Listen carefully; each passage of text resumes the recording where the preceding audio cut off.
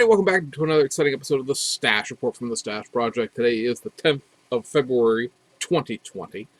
I will apologize up front for the sort of rattling noise in the background, but we're getting wintertime here in Pennsylvania finally, and so my little space heater is on to keep me from freezing to death on the concrete floors down here. It's very, very nice in the summertime when it's like 62 degrees down here and it's, not everywhere else, but it does make it a little chillier in the wintertime. And I'm sure I could probably get a less rackety version of a space heater, but yeah, that one works. I hate spending money on things that I already have that I don't need a second copy of. So we have some kit announcements this week from a couple things from Tamiya, from the Nuremberg Toy Fair, getting release dates for them, and then we've got the April releases from Hasegawa. So those to look forward to. So the Tamiya stuff is going to be March releases, and we told you about these, at least one of these, in the last video, and that is the Toyota Celica 2800 GT. That's the JDM version of the Celica Supra. I'm not so far seeing a release date for the actual Celica Supra, Long Beach Grand Prix Marshall's car. Don't know if that's going to just be a U.S. distributed kit, or maybe that's going to be an April kit. Tamiya is very good about just being like, oh, hey, by the way, we're going to release these kits in like 4 or 5 weeks. So we'll see what happens there. And then the other one is the Mazda MX-5 RF, the little retractable roof reissue of the original Miata kit, or MX-5 kit. They aren't calling them Miatas anymore. That is also going to be released in March. So there's something to look forward to if you're into the different roofed MX-5. Going over to Hasegawa for the month of April, a couple of things that are just direct reissues are the Honda Civic VTI ETI kit and the Toyota 2000 GT with blonde girls figure.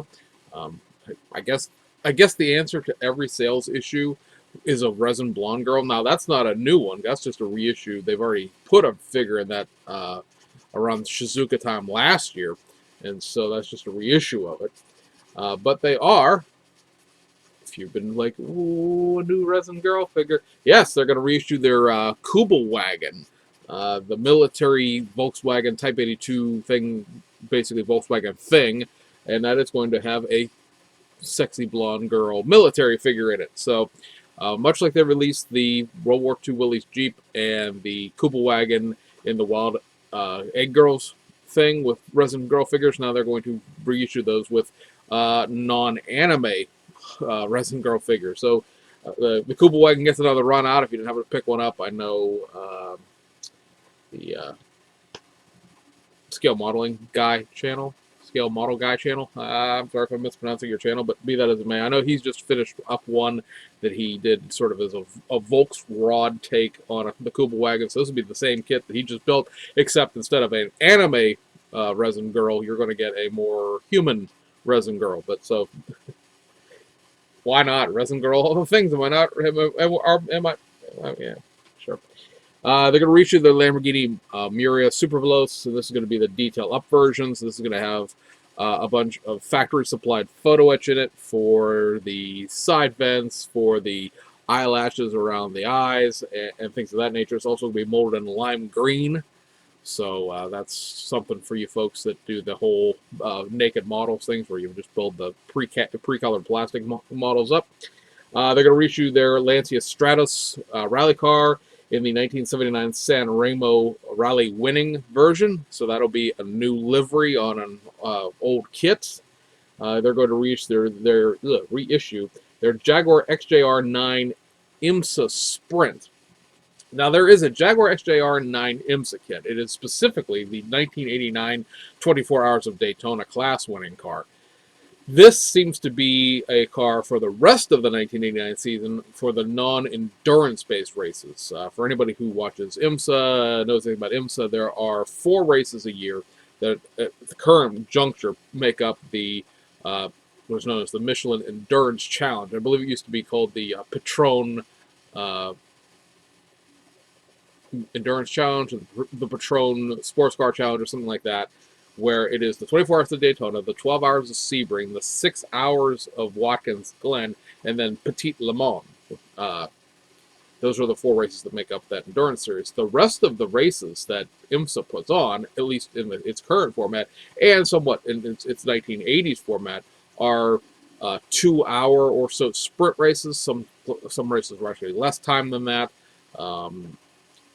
Jaguar did win the last race of the 1989 season in one of these sprint formatted cars. The rest of the year, not so much. Porsches had sort of taken over IMSA a little bit. So there's a race winning version of this car. I'm not sure the decals on this are necessarily specific to that, but it does have a different front end pieces to it. The front end is more simple. It's got just one set of headlights. The endurance race cars have 2 sets of headlights. So there's that. And they're also, speaking of IMSA, they're going to reissue their Toyota 88C in its 1989 24 Hours of Daytona IMSA spec. I was just going to buy this kit on Yahoo Japan Auctions. Word to your mama. I was going to go buy that kit because the decals on it are incredibly simple. The kit tends to sell for like $10, $12 because, like every Group C kit that Hasegawa does, it's a very basic curbside.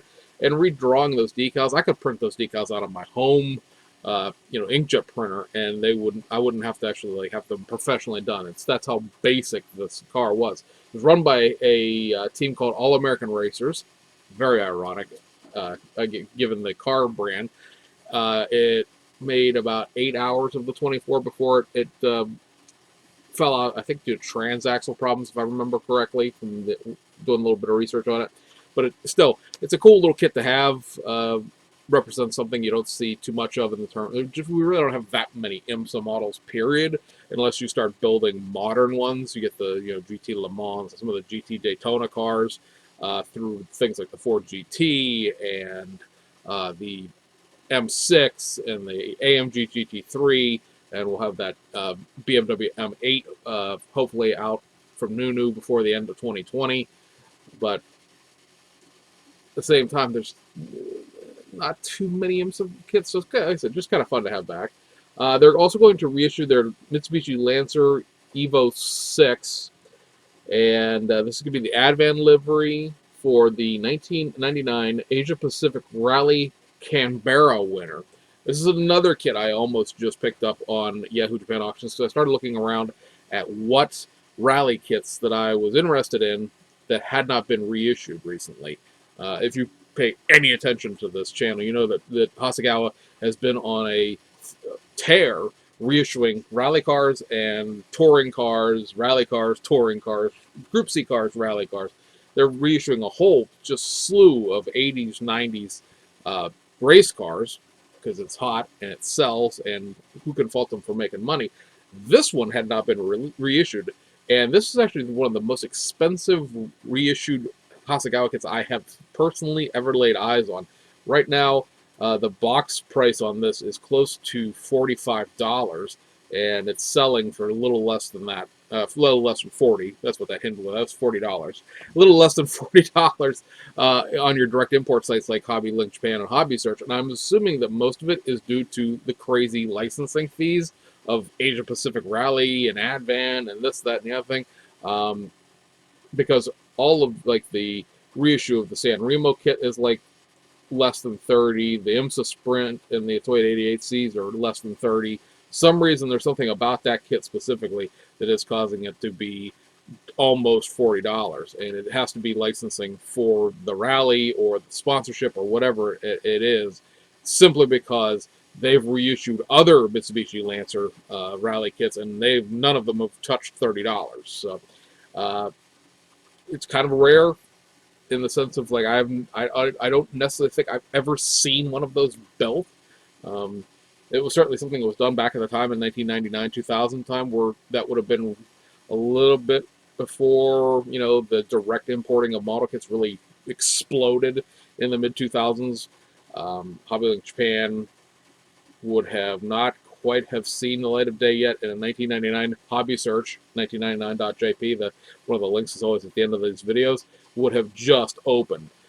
So that gives you an idea of how easy it would have been to find a Asia Pacific specific rally kit outside of Asia Pacific region. So Very fun to have that one come back because the decals in it are not wildly complex, but I would probably need to have them professionally printed to have them look halfway decent, given the sort of a gajillion sponsors that a rally car kit has. They tend to have very basic liveries until you start looking at all the associate sponsorships and where they go and all this thing.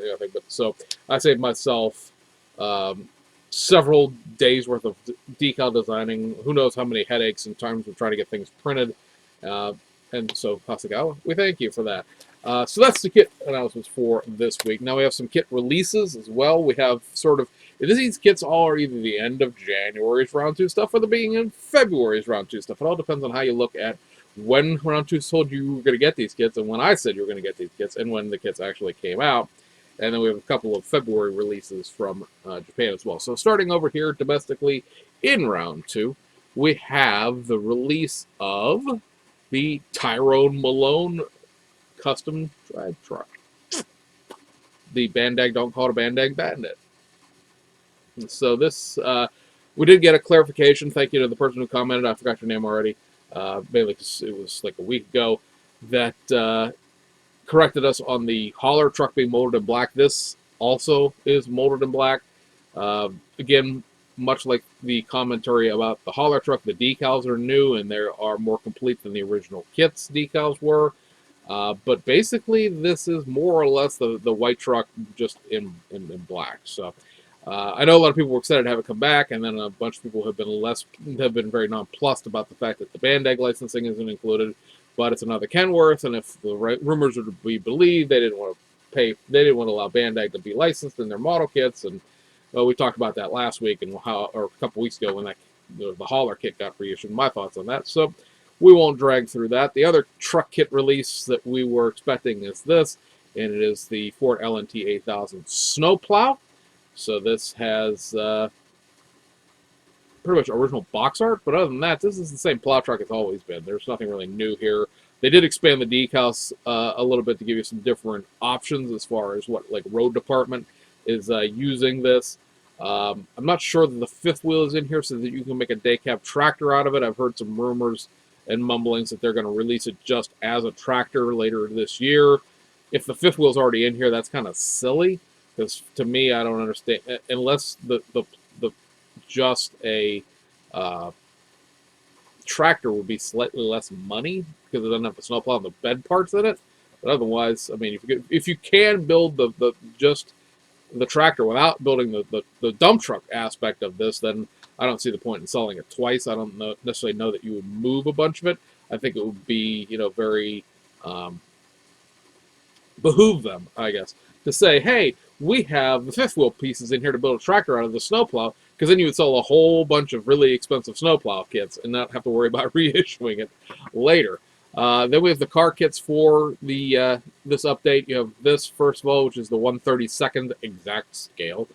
Scale stars, the 32 Ford V8, so showing you all of the original parts and colorful details. And every time I look at one of these things, I think of being Chad on the round 2 videos, because what do you say about a 1/32 scale? What was basically a slot car kit that they then released as a series of model kits. It's back, so people who are collecting these, the next version of that is out there for you. And then we have this reissue, which is the 1966 Buick Wildcat.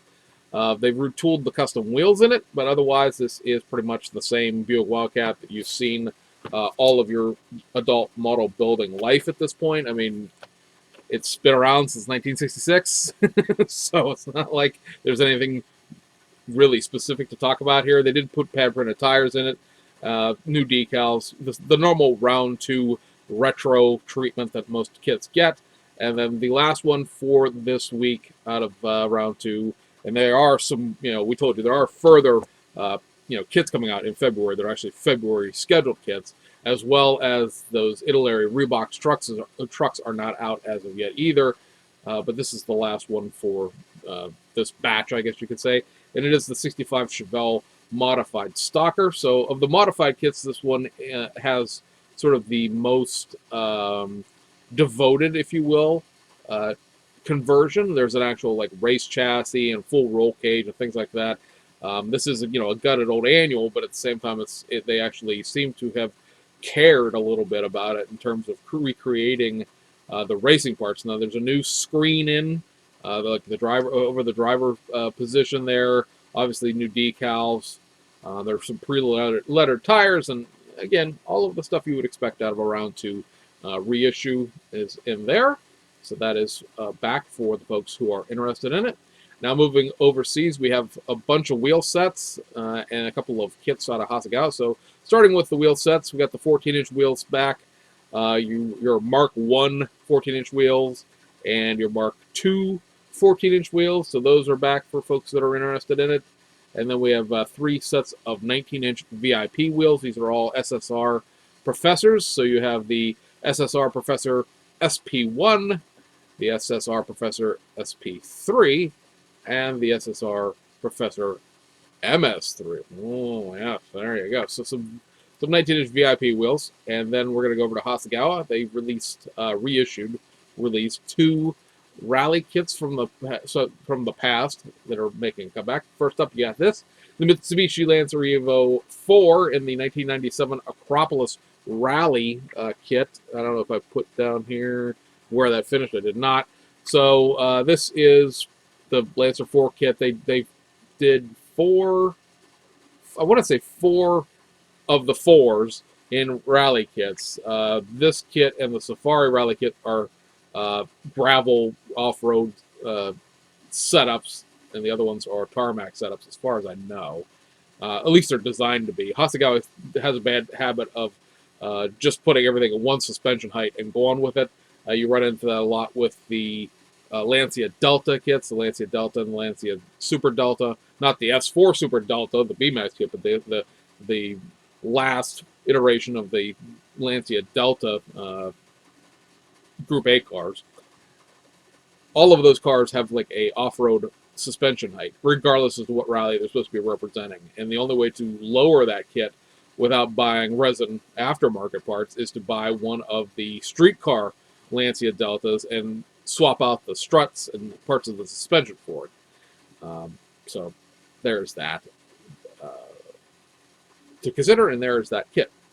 Lost my train of thought for half a second. Watch that, watch the smoke come out. Last thing we're going to talk about in this video is this, the Subaru Impreza reissue from the 94-95 era. So this is after the Legacies when they moved over to the Impreza, and this is your 1994 Royal Auto Club Rack Rally and 1995 Monte Carlo Rally winning cars. They did win both rallies. Went back and looked. I remember when I talked about this in the monthly video. I was like, I'm not sure if it won both. It did win both.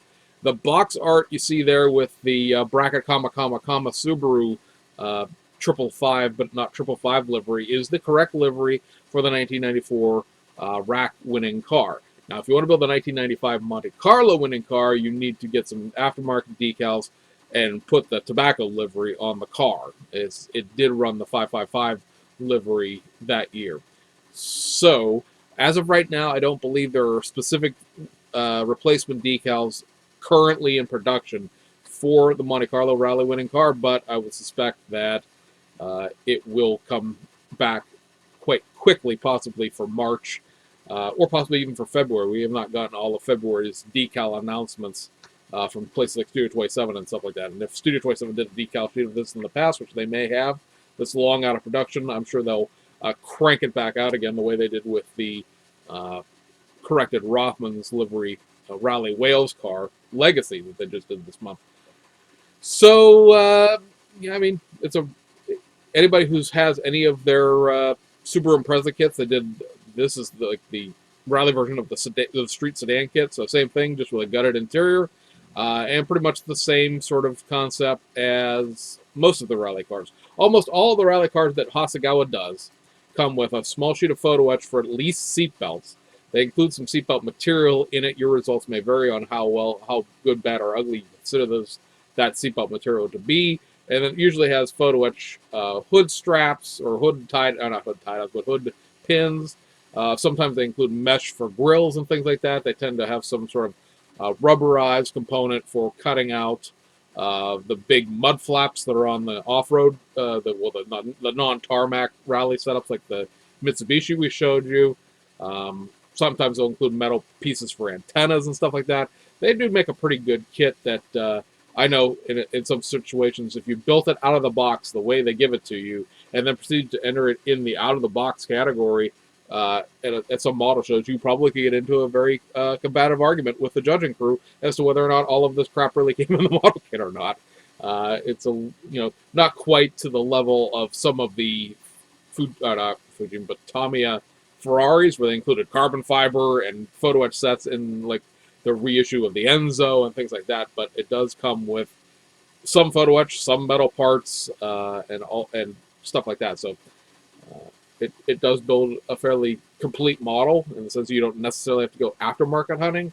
But if I'm just building this out of the box, take the instructions with you. You might want to take the box with you too, just to make sure that they can see that on the side of the box it says it comes with metal parts and photo etch and stuff like that. So, anyway, it's just fun. I know not everybody's a contest builder, but it's always just something to think about for that out of the box category.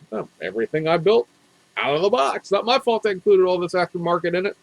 So, anyway, guys, that wraps up this video. I hope you guys had a great weekend, and we'll see you guys on the other side.